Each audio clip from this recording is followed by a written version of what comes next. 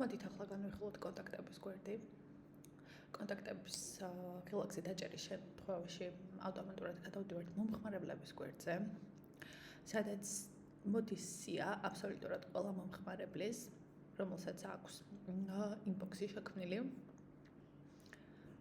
შიდა გვერდში რომ გადავიდეთ, მოდის მომხმარებლის ინფორმაცია, როგორც არის სახელი, ელფოსტა, შეგვიძლია შევიყვანოთ ტელეფონის ნომერი, შეგვიძლია შევიყვანოთ პირადი ნომერიც და სია ინბოქსის შეგვიძლია დავაკლიკოთ ამ ინბოქსს და გადავმისამართდეთ შესაბამის განყოფილებაში ინბოქსის.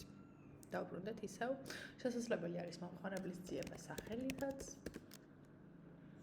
და ასევე მომხმარებლების უბრალოდ კონტაქტების გვერდზე გვაქვს შავი სიის გვერდიც, სადაც მოდის იმ მომხმარებლების სია, რომლებიც არიან შავ სიაში.